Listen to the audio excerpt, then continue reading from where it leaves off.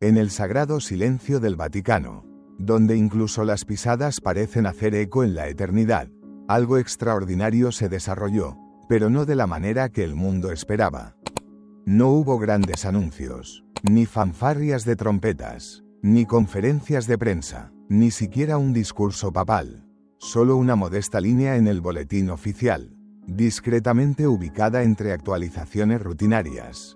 Pero esa sola frase encendió un fuego de combustión lenta en todo el mundo católico. Luis Antonio Tagle había sido llamado de vuelta. La noticia no viajó como un relámpago, sino como el humo del incienso, elevándose suavemente, impregnando los corazones de quienes aún lo recordaban con una ternura que había sobrevivido a las mareas políticas y las tendencias eclesiásticas. No fueron solo los filipinos quienes lo sintieron. En África, Asia, América Latina, incluso en parroquias tranquilas de Europa y Estados Unidos, la gente hizo una pausa. Algunos susurraron oraciones, algunos lloraron, otros simplemente cerraron los ojos y asintieron, como si el pueblo de Dios hubiera estado esperando esto sin saberlo. El regreso de un hombre que no representaba el poder, sino el corazón. Los corredores del Vaticano no lo habían olvidado. Más importante aún, el cielo no lo había hecho. Había desaparecido de los titulares después del cónclave de 2025, donde su nombre había despertado esperanzas y acalorados debates. Cuando el humo blanco se elevó y no era él, un suspiro silencioso recorrió muchos corazones. No era una decepción con el nuevo Papa, sino un duelo por algo que se sentía casi al alcance, una imagen de una iglesia más tierna, más humana, más como Cristo. Y cuando no sucedió, pareció como si una puerta se hubiera cerrado suavemente. Pero esa puerta no se había bloqueado. Lo que nadie vio fue que, lejos de ser marginado, Tagle había estado recorriendo un sendero más profundo, no pavimentado por el estatus o el cargo, sino por la entrega. Se había convertido en un hombre de oración más que en un hombre de plataformas, un pastor de las sombras, no del centro de atención. No había buscado entrevistas, no había hecho ruido. En cambio, había hecho lo que siempre hacía: sentarse con los pobres, llorar con los afligidos, escuchar con todo su corazón. Fue en esta postura de humildad que el Papa León XIV lo encontró de nuevo. El Papa del silencio. El Papa no era alguien que actuara por impulso. Desde el momento de su elección, León XIV había desconcertado a comentaristas e internos por igual. No gobernaba a través de nombramientos sorpresivos o declaraciones de reformas audaces, gobernaba a través del silencio, a través de la presencia, a través de la oración. Algunos lo llamaban indecisión, pero aquellos que observaban de cerca veían algo más profundo: discernimiento. Y esta vez, su discernimiento lo llevó a un hombre que la mayoría había pensado que el mundo ya había pasado por alto. Cuando se publicó el boletín, decía poco, no había descripciones elaboradas ni explicaciones. Simplemente anunciaba que el cardenal Luis Antonio Tagle había sido encomendado con una nueva misión. El resto quedó sin decir, pero en el silencio de Roma, en el suave parpadeo de las velas en capillas alrededor del mundo, el mensaje se escuchó fuerte y claro. No era un gesto nostálgico, no era un nombramiento ceremonial para un prelado envejecido. Era un llamado nacido de la oración, un reconocimiento de que, en la quietud de su vida, Tagle se había convertido en algo más que un cardenal, se había convertido en un testigo. Y ese testigo era necesario, ahora más que nunca, en los círculos vaticanos. La respuesta fue silenciosa. Algunas cejas se levantaron, algunas miradas de complicidad se intercambiaron, pero nadie protestó. En el fondo, incluso aquellos que habían dejado de mencionar su nombre lo sabían: Tagle nunca había dejado de ser relevante. Su ausencia del poder no había sido una decadencia, había sido un refinamiento. Se había convertido en sacerdote más que nunca, un pastor, un corazón, al otro lado del océano. En Manila, la reacción fue diferente. Allí se encendieron velas, no como protesta, sino como gratitud, no por el cargo al que fue nombrado, sino por lo que su retorno significaba. Para el pueblo filipino, especialmente los pobres, Tagle no era simplemente un eclesiástico, era un hijo, un hermano, un pastor que nunca había dejado de oler como sus ovejas. Luis Antonio Tagle nunca esperó ser cardenal, nunca buscó el camino del liderazgo. Su senda no estuvo marcada por la ambición, sino por la disponibilidad. Desde el principio, vivió con la tranquila conciencia de que su sacerdocio era una respuesta, no una búsqueda. Nació en Cavite, una provincia al sur de Manila, en un hogar que entendía tanto la fe como las dificultades. Sus padres no eran ricos, pero le dieron lo que más importaba, una profunda reverencia por Dios, amor por las personas y un sentido de alegría que la pobreza no podía robar. Desde el principio, el mundo de Tagle fue moldeado no por el poder, sino por las personas. Su padre arreglaba cosas para ganarse la vida. Su madre enseñaba a niños. Juntos le enseñaron a vivir con sencillez, amar generosamente y confiar en Dios en todas las cosas. Fue en esta atmósfera de calidez y lucha donde Tagle aprendió el arte de escuchar. Mucho antes de entrar al seminario, ya había desarrollado el hábito de inclinarse cuando otros hablaban, no solo con sus oídos, sino con todo su ser. Incluso cuando era niño, la gente notaba algo diferente en él, prestaba atención no porque fuera educado, sino porque le importaba de verdad. Como joven seminarista, Tagle se destacó rápidamente, no por su elocuencia, sino por su sinceridad. Sus profesores reconocieron un don raro en él, la capacidad de articular verdades profundas con una gentileza que desarmaba. Cuando hablaba, no dominaba una habitación, la invitaba a respirar. Más tarde se convertiría en uno de los teólogos más respetados de la Iglesia, especialmente en eclesiología, pero llevaba su erudición como un rosario gastado por el uso, sagrada, silenciosa, y nunca para la exhibición. Años más tarde, mientras ascendía en la Iglesia, de rector de seminario a obispo y finalmente cardenal, nunca dejó que los títulos se asentaran demasiado profundamente en sus hombros.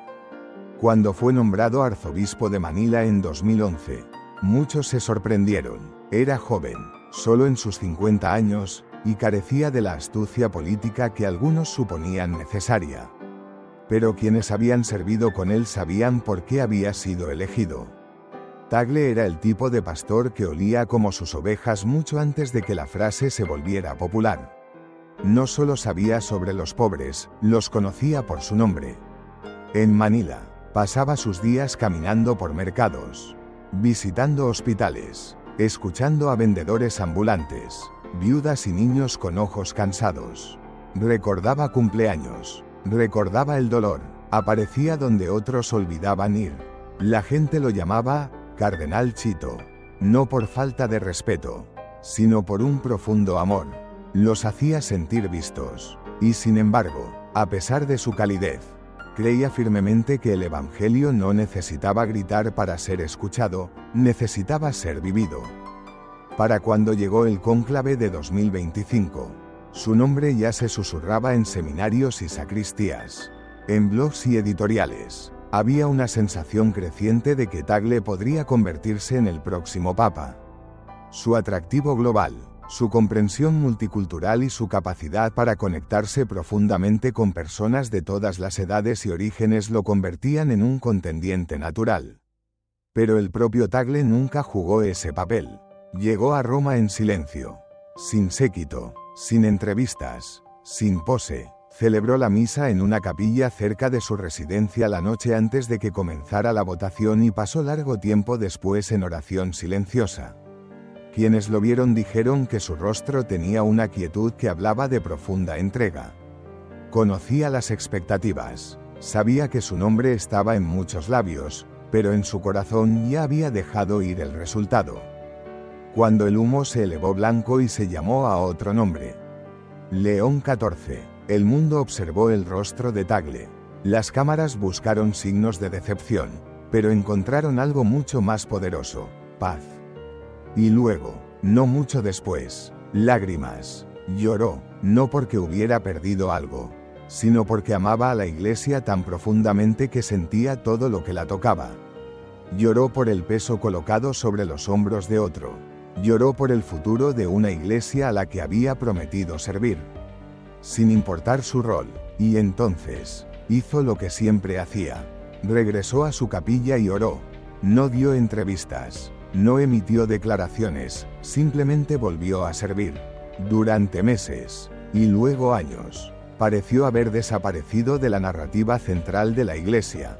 Permaneció presente, por supuesto, nunca desapareció realmente, pero ya no estaba en las portadas de revistas. Ya no era el favorito de los expertos. Se había convertido, como dijo un informante del Vaticano, en una hermosa reliquia de un sueño que no se hizo realidad. Pero se equivocaban. Lo que el mundo confundió con retirada, en realidad era preparación. Mientras otros construían carreras, Tagle profundizaba su fe. Mientras otros buscaban escenarios, él buscaba el silencio. Mientras otros esperaban ser promovidos, él pedía ser enviado. Y en ese lugar escondido, Dios no lo había olvidado, porque el cielo no mide la grandeza como lo hacen los titulares. Ve al que escucha, al que llora, al que sirve en silencio día tras día, sin necesitar aplausos. Tagle se había convertido exactamente en el hombre que la iglesia necesitaría a continuación. No para gobernarla, sino para sanarla. Y ahora, con la tranquila decisión de un papa que oraba más de lo que estrategizaba, Tagle estaba siendo llamado de nuevo, no al poder, sino a la presencia. Era la mañana después del humo blanco. La plaza de San Pedro se había vaciado lentamente. Los fieles que se habían reunido para presenciar el nacimiento de un nuevo papado ahora regresaban a sus hoteles, sus hogares, sus vidas. Las cámaras habían cambiado de enfoque. Los titulares declaraban a León XIV como el nuevo líder espiritual de la Iglesia Católica. Pero no lejos de la plaza, en una esquina tranquila de la casa de huéspedes del Vaticano, un hombre se sentaba solo, sus ojos hinchados no por la fatiga, sino por el peso de algo mucho más profundo: dolor, amor y entrega mezclados en silencio. El cardenal Luis Antonio Tagle no había sido elegido y, aunque no lo había deseado, sabía lo que su nombre había significado para muchos. Sabía las esperanzas que habían sido depositadas silenciosamente, a veces en oración, sobre sus hombros. Pasó una semana. Durante una breve conversación, el Papa León XIV preguntó a uno de sus ayudantes más cercanos sobre Tagle. El ayudante hizo una pausa. Luego respondió: «Santo Padre, todavía está llorando, pero no por sí mismo». El Papa asintió. Ya lo sabía, lo había visto. Era parte de lo que lo había conmovido en el cónclave. No era solo la teología de Tagle lo que impresionó a los cardenales, eran sus lágrimas. Hay algo en el llanto de un eclesiástico que habla más poderosamente que todas las encíclicas combinadas. Le dice al mundo que el Evangelio todavía tiene un corazón latente, que sus líderes no son estatuas de mármol, sino seres humanos cuyas almas aún tiemblan ante la cercanía de Dios.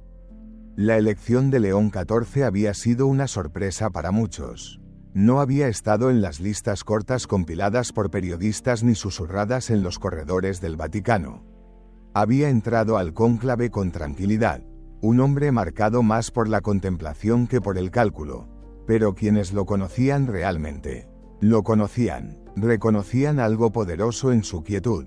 Cuando caminaba, no llamaba la atención. Sin embargo, cuando hacía una pausa, se sentía como si el cielo mismo se inclinara para escuchar. No fue elegido porque fuera ruidoso, fue elegido porque estaba escuchando. Una tarde, mientras se sentaba en la capilla privada dentro del Palacio Apostólico, el Papa se encontró llorando. No era un dolor de tristeza, sino un movimiento de claridad. Había estado orando por la misión de la Iglesia, por cómo despertarla de nuevo, no a través de la burocracia o la doctrina solamente, sino a través del testimonio. Y el rostro que venía a su mente una y otra vez era el de Tagle. Recordó el momento durante el cónclave cuando Tagle había hablado con su voz tranquila y vacilante sobre la necesidad de una iglesia que oliera como su pueblo, nuevamente. Una iglesia que no tuviera miedo de llorar con los heridos. Una iglesia que caminaría con los marginados y no simplemente los invitaría a cambiar. No había sido un discurso, había sido un grito del corazón. Y León XIV nunca lo había olvidado. No convocó a Tagle a través de un memo oficial. Pidió reunirse con él en persona, en una habitación modesta dentro de la Domus Sanctae Martae, el mismo lugar donde el Papa Francisco había vivido una vez. No había cámaras ni transcripciones. Solo 2 hombres, 2 hijos de la iglesia, uno lo suficientemente viejo para dirigir, el otro lo suficientemente humilde para seguir. Se sentaron uno frente al Oder en silencio durante casi 1 minuto. Luego, León XIV habló. No te traigo un título, dijo suavemente. Te traigo una misión. Tagle asintió lentamente, inseguro de lo que vendría. He estado observando a la iglesia desde los márgenes. Continuó el Papa. El ruido es más fuerte que nunca. Las heridas son más profundas. La gente se está yendo. No porque no crean en Dios, sino porque ya no lo reconocen en nosotros. Anhelan pastores que lloren con ellos, que se arrodilen junto a ellos, que permanezcan. Hizo una pausa. Luego agregó, creo que tú eres ese pastor. Tagle no habló de inmediato. Miró hacia abajo, con las manos dobladas. Por un momento, León XIV temió haber pedido demasiado. Pero luego, con ojos llenos de algo antiguo y sagrado, Tagle levantó la mirada y susurró, donde se me necesite. Santo Padre, incluso si es el rincón más pequeño. El Papa sonrió. Eso era suficiente. El Vaticano nunca anunció oficialmente los detalles. No se realizó ninguna conferencia de prensa. No se prepararon kits de medios. La nueva misión del cardenal Tagle comenzó como fue dada, en silencio. Y sin embargo, para aquellos que escuchaban con los oídos del Espíritu, el significado de la asignación era inconfundible. No era una promoción, no era una rehabilitación, era un encargo sagrado. En conversaciones privadas, el Papa León XIV usó una frase simple pero audaz: revivir al misionero. La tarea de Tagle era despertar algo que se había quedado dormido. Algo enterrado bajo años de cautela institucional y complejidad teológica. La misión de la Iglesia de evangelizar nunca fue pensada como una estrategia. Se suponía que era un fuego, pero el fuego necesita una chispa. Tagle no asumió un título. No fue nombrado jefe de un nuevo dicasterio. Se convirtió en un mensajero, no de políticas, sino de presencia. Un pastor enviado no con instrucciones, sino con escucha. Un misionero cuyo primer acto no fue enseñar, sino habitar. Comenzó tranquilamente. El primer lugar al que fue no estaba lejos, justo al otro lado del río Tíber, a una parroquia en Trastevere. Era uno de esos barrios romanos donde la belleza de la piedra descolorida se encontraba con la carga de la pobreza invisible. El párroco era un joven sacerdote de Sudamérica, apenas ordenado hace 4 años. Agotado e inseguro. Cuando Tagle llegó, no hubo anuncio. Se deslizó en el último banco para la misa de la mañana. Después, se presentó simplemente como Luis y pidió unirse al sacerdote para el almuerzo.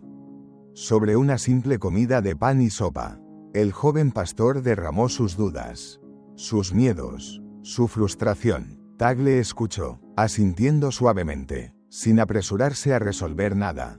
Al final de la comida, dijo solo una cosa: mantén las puertas abiertas, incluso cuando nadie venga, especialmente entonces. El sacerdote lloró. Así fue como comenzó, sin titulares, sin programas, solo un alma herida encontrándose con otra. En las semanas que siguieron, Tagle viajó nuevamente, esta vez al norte de África, a una comunidad cristiana aferrándose a la vida en medio de tensión política. Allí se reunió con un grupo de hermanas que dirigían una escuela con casi ningún recurso. No habían visto a un cardenal en años. Pero él vino, oró con ellas, comió con ellas, preguntó por sus alegrías, no solo por sus desafíos. Una hermana dijo más tarde, nos hizo sentir que importábamos para toda la iglesia. Esa también era la misión. En un mundo obsesionado con la eficiencia, Tagle se movía lentamente, No medía su impacto por números, sino por la profundidad de las conversaciones. Se sentía atraído por lugares olvidados. Creía profundamente que las verdaderas periferias no siempre eran físicas, a veces eran espirituales. A veces, las personas más abandonadas eran las que todavía se sentaban en los bancos, llevando cargas que nadie notaba. En Polonia, visitó a una comunidad envejecida de trabajadores de fábricas que habían mantenido su fe en secreto bajo regímenes opresivos. Le contaron historias de misas clandestinas, de rosarios susurrados en sótanos. Escuchó con lágrimas en los ojos.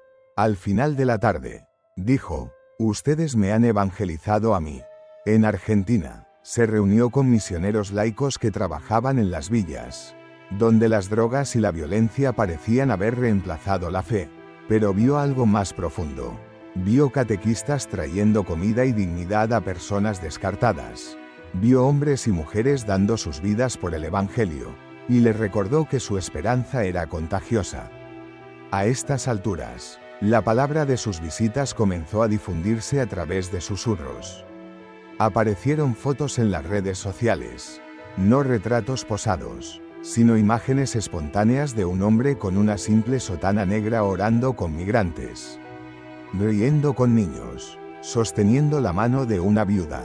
Su rostro se volvió familiar nuevamente, no porque se transmitiera, sino porque se recordaba.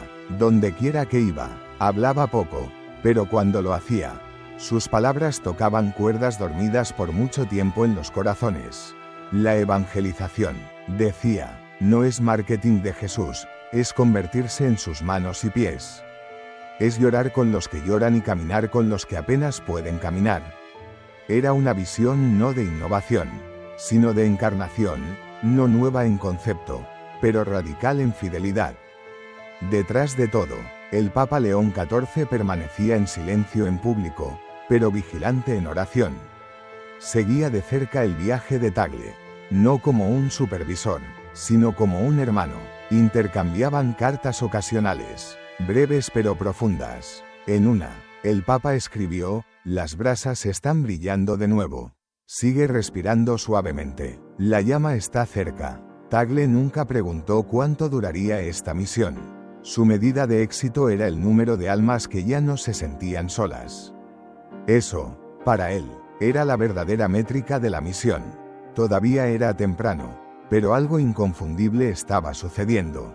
Los obispos comenzaron a reexaminar su alcance. Los seminarios desempolvaron documentos olvidados sobre formación pastoral. Jóvenes sacerdotes veían videos de las homilías de Tagle, buscando no técnica, sino tono. La renovación misionera no era oficial, no estaba organizada, pero tenía un corazón, y el corazón se estaba moviendo de nuevo. La Iglesia, una vez pesada con el peso de su propia estructura, estaba comenzando a recordar cómo respirar, y estaba respirando a través de él. Se suponía que sería una mañana tranquila. El cardenal Tagle acababa de llegar a Lisboa para una conferencia interreligiosa. La sesión estaba programada para las 10 de la mañana, pero Tagle, como era su costumbre, solicitó visitar primero el refugio de refugiados. El refugio estaba escondido detrás de un muro de ladrillos desmoronados. Dentro, más de 40 hombres, mujeres y niños, la mayoría de Siria, Eritrea y Afganistán, esperaban el desayuno. Muchos lo habían perdido todo. Una niña miraba sin expresión el suelo, aferrándose a una muñeca de plástico. Un anciano se frotaba las rodillas hinchadas, susurrando oraciones. Tagle entró sin séquito, sin fanfarria, sin cámaras. La coordinadora, una monja portuguesa llamada Hermana Joana, señaló a un pequeño grupo. 4 hombres que habían llegado días antes. Hablaban poco portugués, apenas inglés, principalmente árabe. Tagle se acercó y se sentó en el banco junto a ellos. «La paz sea con ustedes», dijo en inglés. Lo miraron con ojos cautelosos. Sonrió, luego tomó un respiro y, para asombro de todos, comenzó a hablar, no inglés, no filipino, sino árabe fluido. La habitación quedó quieta. Uno de los hombres dejó caer su cuchara. La niña dejó de tararear. Tagle no tartamudeaba. Sus palabras eran constantes, melódicas, casi como una oración. No estaba recitando frases de memoria, estaba conversando. Lo aprendí de un sacerdote que vivió entre tu pueblo. Dijo, me enseñó no solo las palabras, sino la música de tu alma. Un hombre comenzó a llorar. ¿Cómo sabes esto?, preguntó. La respuesta de Tagle fue simple, porque quería conocerte. Pasó la siguiente hora escuchando sus historias. Algunos habían escapado de bombardeos. Otros habían dejado a sus familias atrás. Uno había visto a su hijo ahogarse cruzando el mar. Ya no eran estadísticas, eran padres, hijos, hermanos, eran sagrados. Más tarde, un vídeo aparecería en línea, grabado por un voluntario. Mostraba a Tagle sentado entre dos refugiados, sosteniendo sus manos, hablando en un idioma que nunca se supo que dominaba públicamente. El vídeo se titulaba simplemente, Habló nuestra lengua. Fue una tarde lluviosa en Marsella cuando el cardenal Tagle entró en la Basílica de Notre Dame de la Garde. Unos pocos peregrinos susurraban rosarios bajo la cúpula dorada. Tagle permanecía inmóvil en un banco. Un peregrino buscando luz en la sombra de la fe desvaneciente de Francia. Durante semanas, la gente había hablado del extraño silencio que se apoderaba de la iglesia francesa. Las parroquias estaban cerrando, las vocaciones habían disminuido, mientras algunos en Roma debatían cómo volver a comprometerse con Francia. Tagle había venido sin un plan, solo con oración. Esa noche, sin anunciarse, participó en una reunión del consejo parroquial local. Los miembros eran mayores, cansados, desanimados. Organizamos, escribimos, gastamos, pero la gente sigue sin venir, dijo una mujer. Otro suspiró, nuestros nietos saben más sobre yoga que sobre Jesús. Tagle escuchó durante casi 2 horas. Al final, se levantó lentamente y dijo solo esto, la tierra está seca. Sí, pero las semillas todavía son buenas. Comencemos arrodillándonos. Y luego se arrodilló, allí mismo, en la esquina del modesto salón parroquial. Nadie se movió al principio. Luego, lentamente, uno por uno, lo siguieron, una docena de ancianos de rodillas, orando sin palabras, lágrimas deslizándose por sus mejillas. Un nuevo comienzo había llegado, no con declaraciones, sino con rendición. La mañana siguiente, el Papa León XIV acababa de regresar a su residencia después del Ángelus. Al entrar en su capilla privada, algo llamó su atención. La Biblia sobre el altar estaba abierta. Esto era extraño. La había cerrado la noche anterior. Estaba seguro. Se acercó, sin viento, sin corriente. Estaba abierta en Isaías. Parpadeó. No era un pasaje que recordara haber leído recientemente. Capítulo 29. Sus ojos escanearon los versículos y ahí, casi centrado, como si estuviera subrayado por el aire mismo, había una línea. Has trastornado las cosas. Como si el alfarero fuera considerado igual a la arcilla. Leo frunció el ceño. El lenguaje era familiar, pero no podía recordar haberse detenido en este versículo. Se sentó lentamente en el banco, dejando que el silencio lo llenara. Esa misma mañana, en Lourdes, una suave llovizna cubría los caminos de piedra. Entre los peregrinos caminaba el cardenal Tagle, vestido con un simple abrigo gris. Se arrodilló en la gruta y comenzó a rezar su rosario. Entonces la notó, una mujer mayor sentada 2 filas delante. Su bufanda estaba empapada, sus zapatos rasgados. Sostenía un rosario, pero la cadena estaba rota. Las cuentas colgaban sueltas en un nudo improvisado. El cardenal Tagle observaba en silencio. A medida que la mañana se volvía más fría, ella se inclinó para encender una vela. Su rosario se deslizó de su regazo y se dispersó en el suelo de piedra. Las cuentas rodaron bajo los bancos. Algunas personas miraron, pero no hicieron nada. Tagle se levantó, se arrodilló a su lado y comenzó a recoger las cuentas. Una por una, las encontró, las sostuvo suavemente en su palma como perlas preciosas. Cuando se las devolvió, ella lo miró con ojos abiertos. «Merci, Messier», susurró. Él se arrodilló a su lado. ¿Puedo?, preguntó. Ella asintió. Él tomó el rosario roto. Sin decir palabra, sacó de su bolsillo un pequeño trozo de cordel que a menudo llevaba.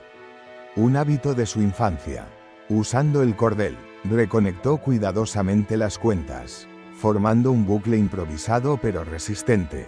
No se veía elegante, se veía amado. Se lo devolvió. La mujer miró hacia abajo, luego hacia arriba, y lágrimas llenaron sus ojos. Pertenecía a mi esposo, dijo, su voz quebrándose. Lo rezaba todas las noches antes de morir. Y tratado de mantenerlo entero, pero sacudió la cabeza. Fracaso. Tagle le tocó su hombro suavemente. Entonces hoy, el rosario rezó por ti. Ella lloró en silencio. Se sentaron juntos. La lluvia suavizándose, las llamas de las velas bailando. Más tarde, algunos reconocieron al hombre. Se extendieron susurros. Es el cardenal, dijo alguien. El de Manila, el que habla suavemente pero profundamente. El cardenal Luis Antonio Tagle se paró una vez más en la plaza de San Pedro. La gran cúpula del Vaticano brillaba bajo el sol. Era solo uno entre muchos. Caminando lentamente a lo largo de las columnatas. Pero algo había cambiado, no en el Vaticano, en él. Meses antes, había llegado cansado, llevando las heridas invisibles de la incomprensión. Pero ahora había algo inconfundible en su paso, ligereza. Se movía como un hombre que ya no necesitaba probar nada, porque había visto de nuevo lo que importaba. No el poder, no la promoción, sino la presencia. Había encontrado la iglesia viva. Una iglesia que todavía llora. Todavía espera, todavía se arrodilla y, debido a eso, todavía arde. Esa mañana, el Papa León XIV lo había invitado a un desayuno privado. Luis, le dijo el Papa, te envié esperando escuchar del pueblo de Europa, pero creo que el cielo habló en su lugar. Tagle sonrió suavemente. Santidad, solo escuché, eso es lo que se necesitaba, respondió León XIV, no otra voz, sino un corazón que pudiera hacer eco del dolor de los fieles. Hablaron de la vacuidad de Francia, de las lágrimas de Portugal, de rosarios sostenidos por dedos temblorosos. El Papa se inclinó y colocó su mano sobre la de Tagle. No fuiste a llevar respuestas. Llevaste presencia, y eso es lo que los pastores deben hacer. Luego, inesperadamente, agregó, ya no estás en los márgenes. Luis, los márgenes han vuelto al corazón. Y tú también. Más tarde ese día, mientras Tagle caminaba por los jardines del Vaticano, pasó junto a un grupo de seminaristas. Uno se acercó nerviosamente. Su eminencia, tartamudeó, quiero agradecerle. Estuve cerca de dejar el seminario. No pensaba que podía ser lo suficientemente santo o elocuente, pero luego vi un vídeo suyo arreglando el rosario de una anciana. Tagle se volvió, recordando el momento claramente. El seminarista continuó, fue entonces cuando me di cuenta de que la santidad no es ruidosa. Es amor. Tagle colocó una mano sobre el hombro del joven. Entonces ya estás en camino. Al atardecer, regresó a la habitación donde una vez había empacado sus pertenencias en un exilio silencioso. Los libros en los estantes estaban polvorientos. Un crucifijo colgaba ligeramente inclinado. Y sin embargo, la habitación ya no se sentía como un lugar de olvido, se sentía como un lugar renacido. Abrió su viejo diario. Pensó en qué escribir.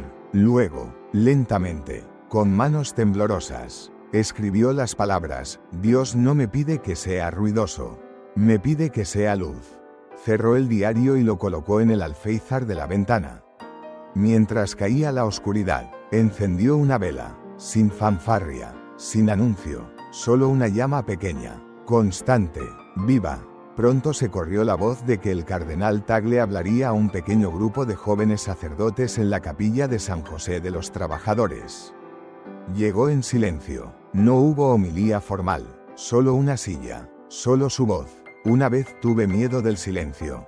Comenzó, pensé que significaba debilidad, irrelevancia, pero luego me di cuenta de que el silencio es como el amor, entra en una herida sin desgarrarla más. Muchos predicarán con palabras, pero ustedes también deben aprender a predicar escuchando, a sufrir a quedarse cuando otros huyen, a ver no multitudes, sino personas, a caminar el largo camino con la única oveja que se extravió. Cerró los ojos brevemente y luego agregó, y si pueden amar así, nunca serán olvidados. Cuando terminó, no vino ningún aplauso, solo lágrimas silenciosas, y eso fue suficiente, porque nunca se había tratado de aplausos. Siempre se había tratado del alma perdida que podría, en el silencio, escuchar a Cristo susurrar de nuevo. Más tarde esa semana, mientras Tagle se preparaba para partir hacia Manila, alguien le preguntó si se sentía reivindicado. Él sonrió. La reivindicación pertenece a Dios. Solo estoy agradecido de que el fuego siga encendido. Y de hecho lo estaba. Un fuego que ya no necesitaba titulares. Un fuego que había pasado de mano en mano. De rosarios rotos a confesiones susurradas. De parroquias moribundas a corazones reavivados. Ardía no en catedrales, sino en rincones, no con ruido, sino con cercanía, no con poder, sino con presencia, la llama silenciosa. Y en los ojos del cardenal Tagle, mientras abordaba el avión de regreso a casa, esa llama ardía aún, inquebrantable, invisible para muchos, pero reconocible para quienes buscaban un pastor que no solo predicara, sino que estuviera presente en el sufrimiento y la alegría de su rebaño.